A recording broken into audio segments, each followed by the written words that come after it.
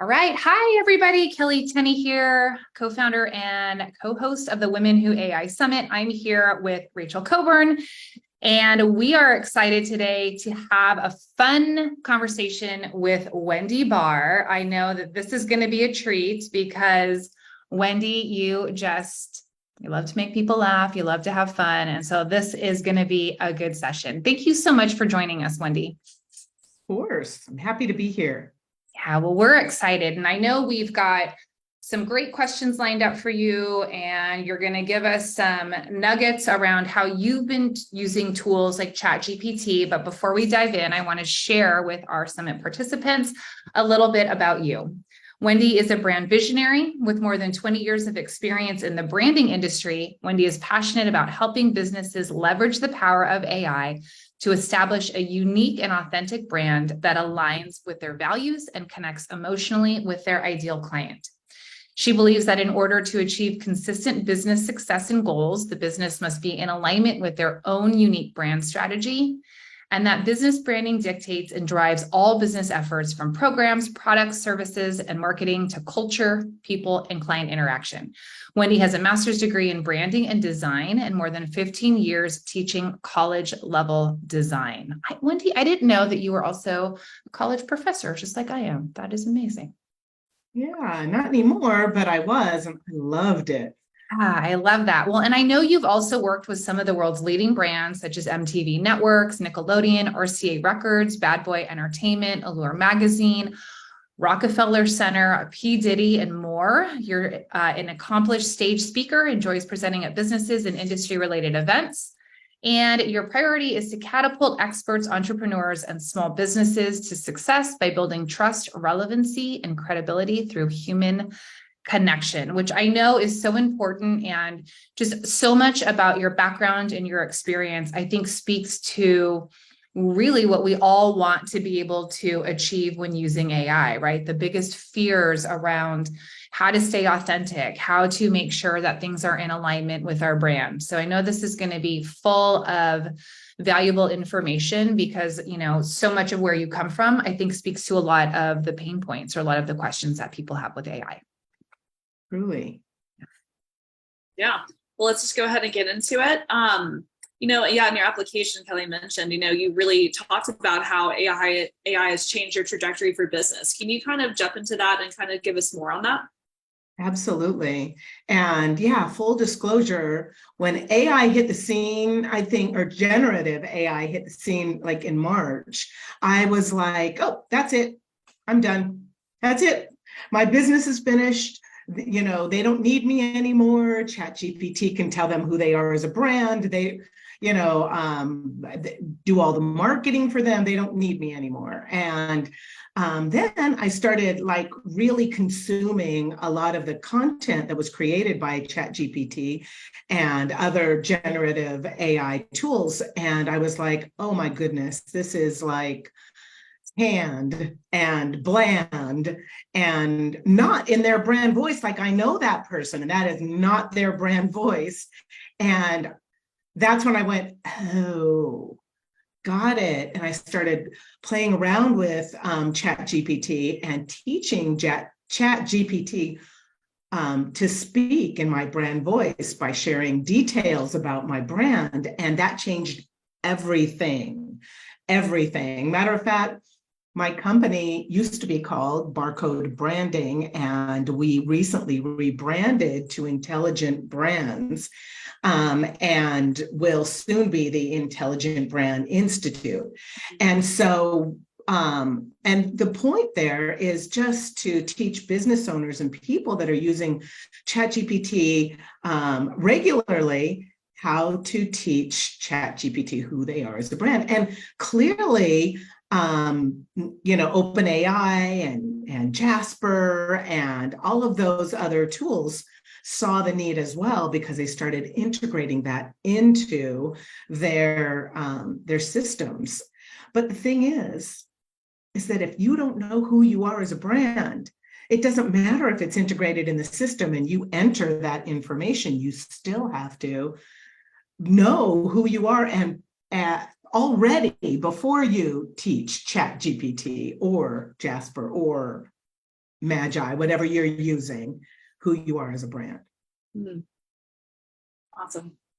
I like that human element that you put in there. Yeah, like as someone who also works with the brands as well, like that's one thing I've always found. And when I first started my journey as well, just like you, was, you know, you have to know your brand voice, your tonality, you know, the actual reason why you want to have your company. And I think that's a huge important element to always like talk about. You know, AI is so helpful, but yeah, knowing yourself and your brand is crucial. And I love that you put that in there. Yeah. Right. And I think that things changed a little bit after the pandemic, where, you know, we were isolated for so long. We were craving that human element.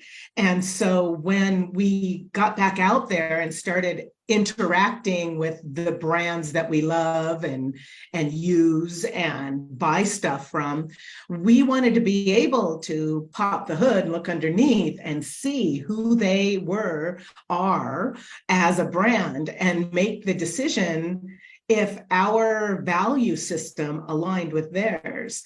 And I think that was even more, I think that happened even more after we came out of our shells.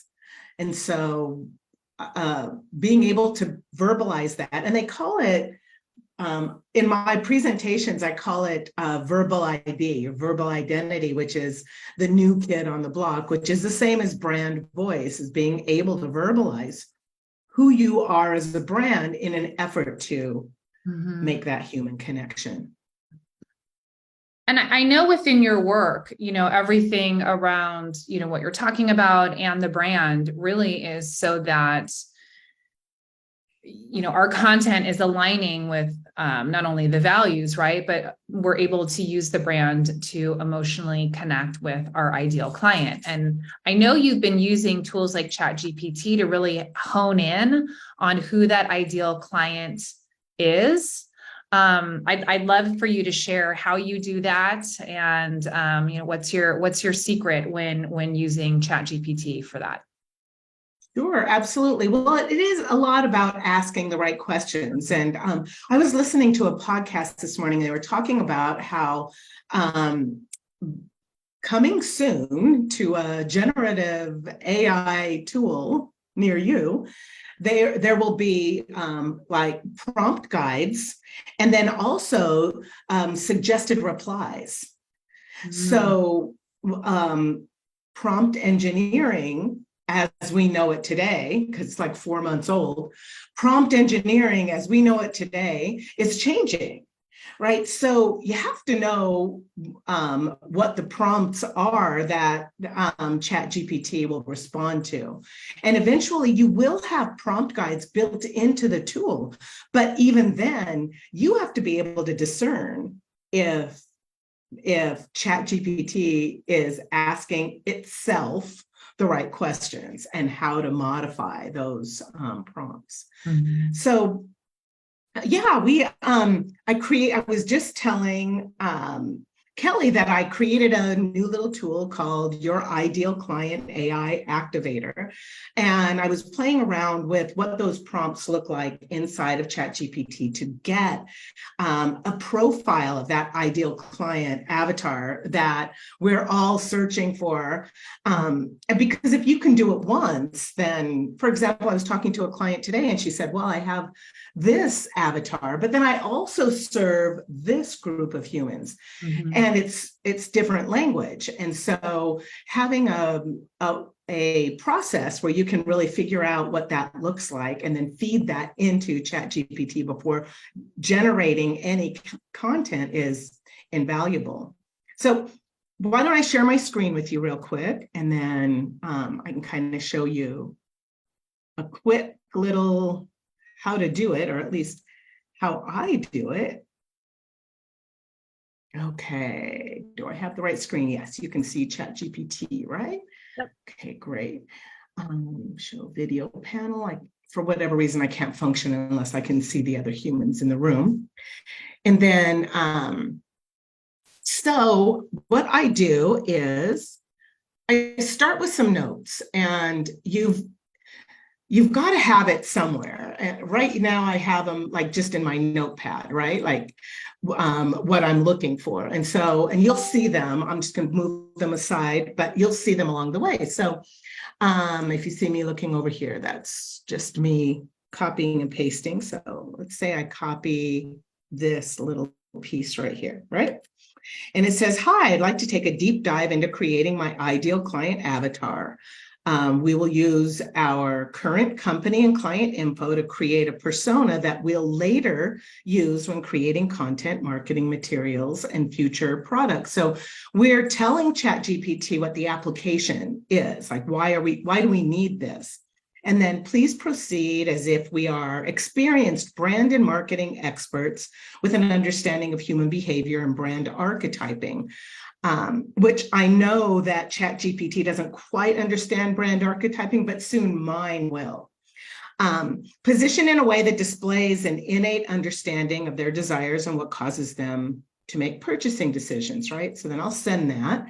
I said, please wait for my company details and sample avatar description. Okay, great. She understood that. Last time she was like, oh, your avatar is. So it really is about the prompts, and you have to say, please wait for whatever it is. So, so then, and this is that big piece of branding, right? Where you have to know your company details. And that doesn't just mean your company name and how much you bring in a year. It has a lot to do with your value statement and the problems you solve and all the things, right? And you need to have that already figured out before you go into ChatGPT. So I'm going to post this. Now, this is kind of a big block of text. It's just, you know, here are my company details. Here's my value statement. Here's the solutions I provide. What makes our company different, et cetera. And then I said, I'll send you more about our clients in a moment. Please wait to begin. And I capitalized wait because last time she didn't. And to me, chatty Kathy is a female. So that's just to me. And then she's saying, now she's saying, okay, just let me know when you're ready and we'll get started. Great. So I based mine off of like one of my favorite clients to work with. So I think you can develop this piece by thinking about who you've worked with in the past or you're currently working with that is like your favorite person in the world. Like, this is your ideal client and this is who I want to work with. And so, and if you're just getting started, then you'll have to use your imagination a little bit. So, and I went a little deep because so detail oriented. So in this block of text, it just says my ideal client info. I gave her a name. It's a fictional name, Cleo. She's 40, she's a female, she's married, she's got a child in high school, she's got a couple dogs, and she lives near the beach in California. She's college educated, she's a certified coach. Here I just put a little list of values. What does she value? She values her family. She cares about the greater world. She wants to make an impact. She's honest, she's trustworthy, right? She loves to learn. Here's some hobbies, some secret slang, right? So it's like, oh my God, Becky, or I believe in the successful sisterhood, or cool chicks unite, whatever. So I just like made these up. And actually I got some of them from my ideal client. And then like the little backstory, you know, Cleo uses leadership development trainings and humor to help her clients develop, grow, and prosper. And then it goes into a little bit more detail about who Cleo is. And then I have her aspirational goals, right? Her struggles and pain points, her desired result in relation to my product or service, right? And then who else could solve this problem for them? Well, right? Other experts, coaches, mentors, or consultants. We have to know that there are other people out there that can solve this problem. And then which product of yours are they perfect for? My Impactors Global Mastermind. So then let's see what happens. Okay, so that's a lot of information. But she's so polite, right? Fantastic, Wendy, she says. I actually heard on another podcast that ChatGPT was programmed with speak in the voice of a helpful assistant. That's why she's always so polite. So everything anybody generates from ChatGPT has that little line of code that says, speak in the voice of a helpful assistant. So that's why she's always so polite.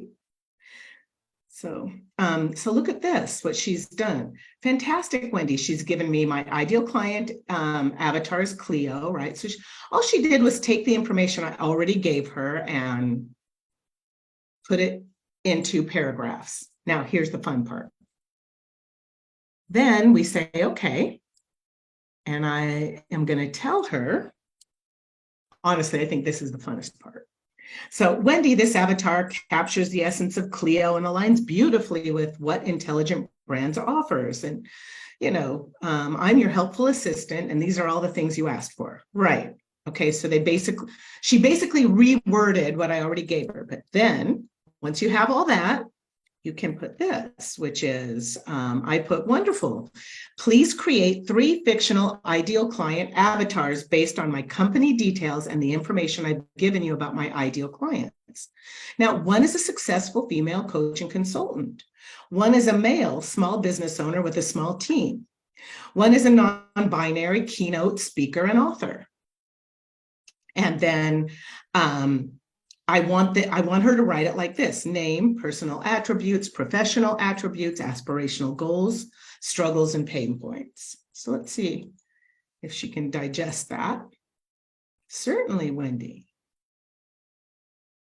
And so, Wendy, to give you kind of props really quick, I just want to call this out. I think it's so amazing that you do this, is that I think with marketers and just branding in general, we think about demographics and, interest targeting, things like that. But the fact that you pull out pain points, the value goal driven area aspects of consumers in general is huge. And I think that's what a lot of people kind of forget about, is those are probably one of the biggest implications of how someone's going to purchase or how someone's going to convert. So thank you. I just wanted to call that out. I think that's amazing that you put this in here. I had a network error. Uh-oh. Thank you for saying that, Rachel. Because yes, and when I do my workshops, I talk a lot about that. Like, let's just say you're a weight loss coach. Your ideal client isn't necessarily somebody that wants to lose weight. Mm-hmm. You've got to go a bit deeper, and then a bit deeper yet. Like, what really is interesting to her about losing weight? Does she want to eat right? No. Mm-hmm. Does she want to lose weight? Maybe. But what is the emotional reason for her wanting to lose weight? Is it so that she can spend time with her grandkids at Disneyland? And last time she went, she was so winded she had to sit on the bench while they rode the rides. Like, what is the deep-rooted reason that she's willing to whatever, suffer or work out or eat better? And I think that we forget to go that deep. We just go, oh, it's somebody overweight that wants to lose weight. Yep, I hear you. Are you sure? Because that's what I ask my clients. Are you sure that's why? So awesome. So she was able to get through that time. So she gave me Zoe. And, here's her personal attributes and her professional attributes, her aspirational goals, her struggles, and her pain points. Now, see, I can use these struggles and pain points to figure out what my solutions need to be, if they're not that yet. Mm-hmm. And then James, that's my male business owner with a small team. And then non-binary keynote speaker and author, Alex. Right? I like the way that Alex is partnered, but it's not specific, right? Because he's non-binary. They are non-binary. And I love all of that. And now, I don't even have this in my workbook, so hopefully it works. So now let's ask her, great. Please, let's see, please summarize each avatar into a single paragraph. I have to look at the keys to type because I type just with the 2 fingers.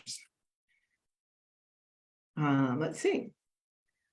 Because it'll be the single paragraph that you use the most. You know, when you're putting in all the information. So there, and voila.